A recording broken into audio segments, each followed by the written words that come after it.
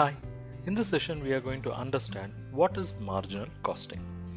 I would say marginal costing is a technique of decision making, and what we are going to do in marginal costing is we will ascertain what is the total cost first.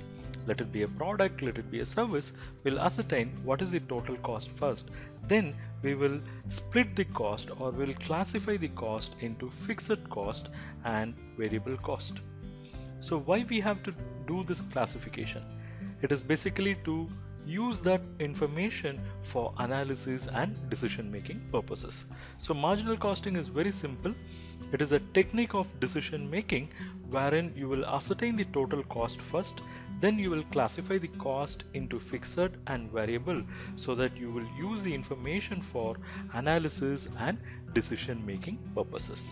So marginal costing is basically ascertainment of marginal cost and the effect on profit because of changes in volume or because of changes in output is ascertained by classifying the cost into fixed cost and variable cost. Thank you for watching this video. Hope you liked it.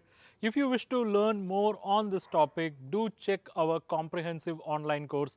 I have given the link in the description below. If you like this video lecture, do not forget to click on that like, share and subscribe button with bell icon.